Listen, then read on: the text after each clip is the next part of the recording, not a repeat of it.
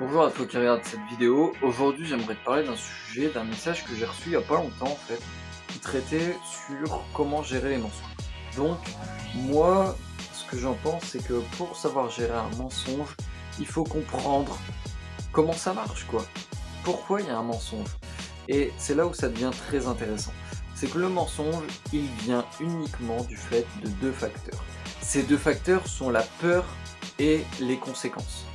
Donc, ou les pré-conséquences. Et ça, c'est très intéressant ça. Par exemple, si vous avez promis à votre enfant de lui péter la gueule si un jour il fumait, attendez-vous à ce que le jour où il fume, il vous le dira pas. Non, ne vous attendez pas à ce qu'il vous dise la bouche en cœur, j'ai fumé. Parce que justement, ils s'attendent vraiment à votre réaction, ils vous ont écouté ce jour-là, et maintenant, ils vous diront pas la vérité, tout simplement. Donc, il faut comprendre que un adolescent va vous mentir parce qu'il a peur de votre réaction et peur des conséquences. Tout le monde le sait, tout le monde en rigole, mais en réalité, c'est bien plus compliqué que ça parce qu'en fait, ça dépend vraiment de vos types de réactions. Parce que si l'adolescent se sent pas écouté lorsqu'il vous dit quelque chose de grave, qu'il se sent conseillé, matrixé tout de suite, comme si qu'un sergent-chef venait lui ordonner de fermer sa gueule et d'obéir, là vous allez avoir de sérieux problèmes. Et après vous allez devoir vous référencer à des professionnels qui vont vous expliquer tout simplement la boulette. Tout simplement, comprenez que l'idéologie du parent, qui doit être responsable, le sergent de la maison, etc., non, c'est qu'une idéologie quand vous pensez que voilà, vous êtes parent, donc maintenant responsable, etc. Oubliez ça, parce que arrivé au stade de l'adolescence, votre adolescent est un être humain comme vous, et il comprend très bien ce que vous lui dites. Donc du coup, à partir de ce moment-là, une fois qu'il comprend exactement tout ce que vous lui dites, croyez-moi qu'il peut ressentir exactement les mêmes choses que vous. Et ça n'a rien à voir avec une question de maturité. Tous les contextes complètement bidons qu'on vous a racontés, oubliez-les. Un adolescent n'est rien d'autre qu'un être vivant et humain. Ce n'est pas votre objet. Donc du coup, si vous allez essayer de le bichonner ou de le forcer, il va tout simplement vous envoyer chier. Donc, maintenant que vous avez compris la base, maintenant on va voir ensemble comment améliorer la situation. Parce que à savoir que si la situation s'est produite et qu'aujourd'hui votre adolescent ment, il va falloir commencer par des bases plus saines. Donc, reformer une situation de confiance avec votre adolescent, c'est vraiment la priorité. Vous devez vous dire à tout prix, je n'ai que d'autre choix que de faire une nouvelle situation, une nouvelle...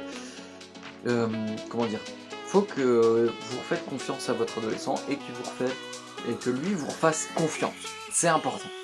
Parce que si votre adolescent ne vous fait pas confiance, ou si vous n'avez pas confiance en lui, ça va se ressentir, vous allez dire des choses qui va lui déplaire ou qui va vous déplaire. Vous allez rester dans un cercle vicieux qui ne va jamais s'améliorer. Donc, dans un premier temps, retrouvez des bases saines. Oubliez ce qui s'est passé hier et concentrez-vous sur ce qui se passe sur le moment présent.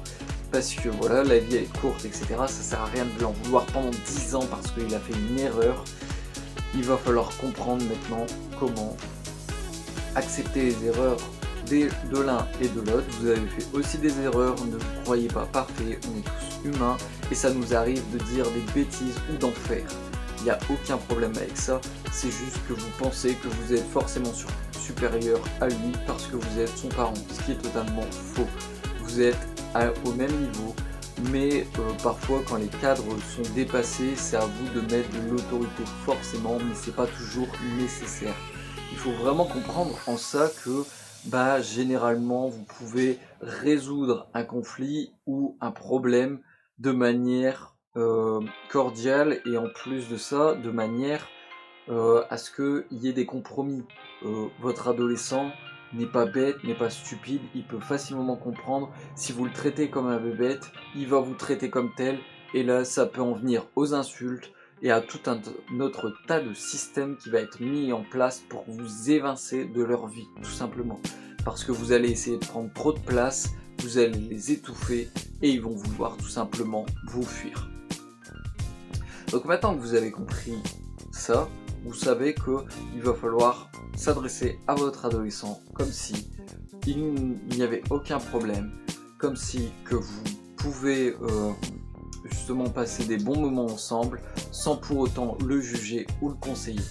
Dans un premier temps, il faut qu'il prenne conscience qu'il peut se livrer à vous, que vous avez pris conscience des choses et que vous êtes prêt maintenant à l'écouter s'il y a un problème ou s'il y a quelque chose que vous avez découvert et que vous voulez tout simplement comprendre pourquoi.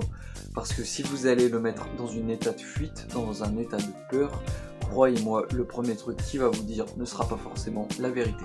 Même, ça sera sûr que ce sera un mensonge pour éviter de se confronter à vous ou éviter tout simplement le fait de devoir s'expliquer parce que ça va peut-être juste le saouler que vous lui avez posé 6000 questions.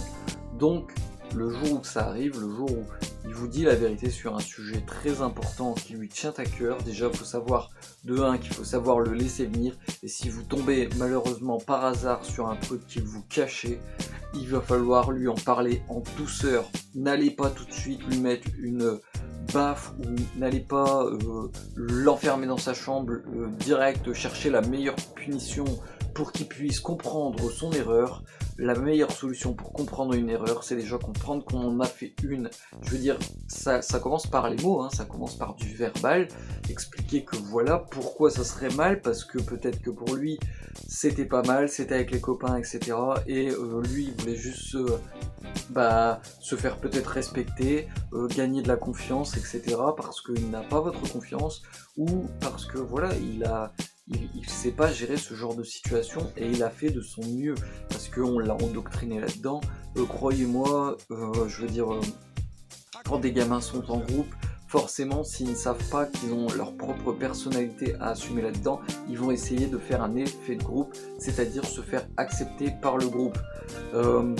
C'est un système assez complexe et je vais pas m'attarder sur les détails vraiment. Si vous voulez en savoir plus, je vous conseille le livre Influence et Marketing, qui peut être un très bon livre et qui peut vous expliquer justement ce problème. Maintenant, ce que je vais vous dire, c'est que voilà, si vous avez découvert un problème, par exemple une cigarette dans sa chambre, j'en sais rien, et que vous allez vers lui pour lui annoncer, commencez par des bases vraiment très saines. Écoute, j'ai trouvé ça dans ta chambre, maintenant j'aimerais qu'on en parle. Voilà, tout simplement, posez vos bases. N'arrivez pas dans sa chambre, la main levée en disant j'ai trouvé une cigarette dans ta chambre, tu vas morfler ou tu vas mourir, tout simplement. Les mots peuvent être très violents, peuvent être restés marqués, justement une blessure mentale va mettre énormément de temps à guérir contrairement à une blessure physique, tout simplement. Donc maintenant j'aimerais vraiment revenir à l'événement où il peut y avoir un mensonge. Donc pour attirer la vérité, vraiment il va falloir rassurer votre adolescent, lui parler de manière à ce qu'il comprenne que vous n'êtes pas son ennemi, vous n'êtes pas là pour lui défoncer la gueule, vous êtes là dans un premier temps pour l'aider tout simplement, vous êtes là pour l'accompagner et que parfois oui il peut y avoir des situations difficiles voire très compliquées. Maintenant si vous attendez à un changement radical de sa part, il va falloir y mettre un peu du vôtre et lui expliquer pourquoi c'est un problème et maintenant que vous voulez tous les deux trouver une solution pour lui faire comprendre que voilà c'était pas bien, mais trouver une solution ensemble. Qu'est-ce qui est la meilleure solution et après comment aussi guérir, parce que ok très bien vous voulez qu'il comprenne vraiment son erreur, qu'il ne la reproduise plus, vous pouvez lui faire promettre, ça c'est à vous de voir, mais dans un premier temps déjà essayez de lui demander son avis, qu'est-ce qu'il voudrait pour justement essayer de comprendre que c'est vraiment une erreur et que c'est pas à faire. Qu'est-ce qu'il attend lui derrière. Le fait un peu de décaler les rôles et de se mettre sur un accord commun, justement dans tous les systèmes d'affaires, pour traiter une affaire, il faut être deux parties qui acceptent un accord. Je veux dire, s'il y a un désaccord, ça ne passera pas, tout simplement. Quand deux chefs d'État cherchent à avoir un accord ensemble, si l'accord passe, c'est qu'ils sont tous les deux d'accord sur ces points. Si vous vous mettez à essayer de forcer l'accord, forcément vous allez avoir des putains de représailles pour vous-même. Votre enfant va vous mentir, va se cacher de vous et va se renfermer. C'est tout ce qu'on veut éviter dans ce genre de vidéo. C'est vraiment, vous devez comprendre que vous êtes là pour l'accompagner, pour l'aider, pour l'aiguiller, quand ça ne va pas ou quand il y a des erreurs de fait, de commises ou de dites. Voilà pour le point du mensonge. Savoir gérer un mensonge, c'est déjà éviter de créer des peurs futures ou des peurs présentes. Il ne faut pas agresser, il ne faut pas lever le ton, il faut être compréhensif et à l'écoute. Il faut vraiment qu'ils comprennent que vous n'êtes pas là pour lui hurler dessus. Et dans les systèmes judiciaires, je veux dire, vous allez remarquer que si vous regardez, j'en sais rien, la télé, Cold Case, tous ces trucs comme ça, il y a des fois où forcément ils vont être très sévères pour essayer de faire avoir la vérité, mais il y a des moments où même l'avocat d'un coupable, peut-être que tout le devine coupable, mais pourtant l'avocat va essayer de comprendre ce que son client va lui dire, même s'il lui ment. Je veux dire de par là, c'est que, et pourtant forcément la personne qui est concernée, que l'avocat écoute, va commencer à dire des choses qu'il n'a jamais dites. C'est cette fameuse zone close qui fait que l'avocat sait plus que les jurys, mais s'il doit défendre son client, il le défendra de la meilleure manière possible. Voilà, tout simplement. Et dans tous les cas, s'il est coupable, ça sera à lui de dire la vérité. L'avocat, en tout cas, mais l'avocat, c'est beaucoup plus de choses que la police parfois, et c'est comme ça. Je veux dire, c'est parce que l'avocat est vraiment la personne qui est là pour vous écouter et qui vous accompagne là-dedans. Peu importe ce que vous avez fait. Alors vous pouvez peut-être trouver ça triste et horrible, je ne dis pas le contraire, mais c'est la manière actuelle de défendre les gens, même si même s'ils sont coupables d'emblée, on ne peut pas le divulguer sans le prouver par A plus B. Voilà. Donc c'est pour ça qu'on dit toujours que sans preuve, on ne peut pas inculper. Voilà pour vraiment cette vidéo. Pour conclure cette vidéo, vous devez vraiment comprendre qu'une relation saine, un enfant qui est heureux et qui n'a pas peur de vous dira toujours la vérité. Après, il peut y avoir des contextes exceptionnels qui feront que votre enfant pourra vous mentir parce qu'il se sent harcelé, dépassé par des événements trop durs pour lui, où il a dû mentir, ou peut-être qu'il souhaite une vie meilleure pour lui, du moins il se fantasme une vie, et ça reviendra à la même situation. Je veux dire, par exemple, si vous dit des choses qui sont des mensonges, vous devez tout d'abord comprendre pourquoi ça a été dit, et quelle leçon il y a à tirer derrière. Parce que si votre enfant ne comprend pas la leçon qu'il y a à tirer derrière, forcément il la reproduira, ou s'il a peur, il la reproduira également. Donc les cris, les violences, etc., ça n'a jamais servi en réalité. Ça c'est juste un prétexte qu'on s'est toujours inculqué par la société, et on s'est toujours dit moi voilà, je torgnole machin, ou c'est juste un excès en vous-même. Et là c'est à vous de prendre le contrôle sur vous, ou à vous faire aider par un psychologue ou un coach de vie qui pourra justement vous accompagner dans ces situations. Il faut comprendre que voilà, on est tous les deux des êtres humains, on peut tous avoir des réactions plus ou moins graves, ça arrive. Quand vous marchez sur un Lego, vous allez vous mettre à hurler, ça arrive. Mais il faut comprendre que si vous attendez à avoir de très belles relations, ça ne fonctionne pas en criant sur les autres, en essayant de les rabaisser ou de les contrôler. Ça c'est le pire moyen de faire, et c'est aujourd'hui, c'est la situation actuelle qui fait ça. Je veux dire, ça fait des années qu'on vous fait croire, je veux dire, je reprends à l'époque des grands-parents qui tapaient leurs enfants avec la ceinture. Je veux dire, c'est vrai, pensez-y, peut-être que vous avez vécu ce genre de drame quand même, parce que je veux dire, ça reste bloqué dans le mental après, le forcing qui a été fait dans ces années-là. Et comme on dit, c'était la vieille école, mais en réalité, c'est juste qu'on était encore à une école assez préhistorique, et on l'est encore. Je veux dire, il y a arrivé à un stade de l'évolution où il faut comprendre ce qu'on nous dit, et la compréhension est toujours très compliquée pour certains. Je veux dire, il y a des gens qui sont prêts à frapper juste pour éviter de savoir la vérité. Ça arrive très souvent pour essayer de se faire entendre de force. Mais on n'a jamais réussi à résoudre un conflit de cette manière. du moins un conflit durable, parce que votre enfant vit avec vous, comprenez-le.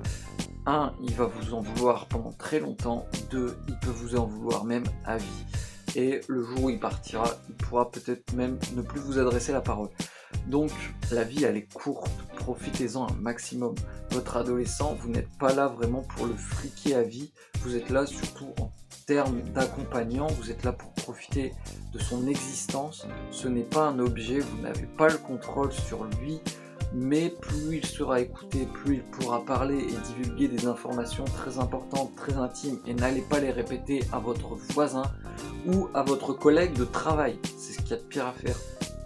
Essayez vraiment de comprendre les situations, essayez de comprendre votre adolescent juste par des mots simples. La simplicité va être la clé de vos actions. Plus ça va être simple avec lui et plus vous aurez de discussions intéressantes et importantes. Plus vous allez être dans la difficulté, dans la dureté, dans le fait que ça soit forcément un menteur qui vous dira jamais la vérité, et plus vous allez vous engrener dans des systèmes beaucoup plus sombres et forcément beaucoup plus tristes à la fin. Voilà, donc j'espère que le message est très clair. Soyez là pour accompagner vos enfants et profitez d'eux pendant qu'ils sont avec vous.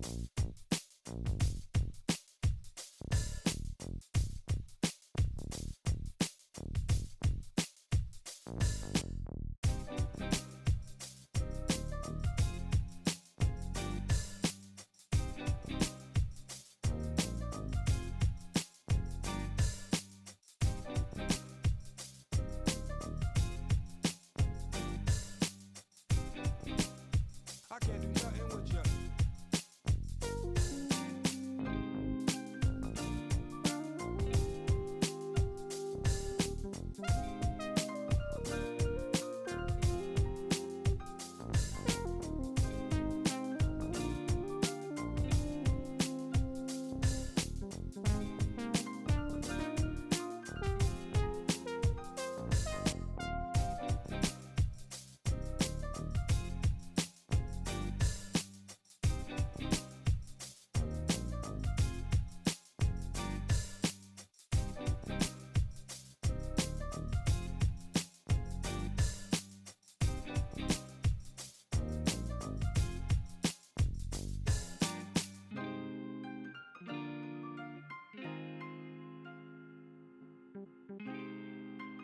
I can't do nothing with you.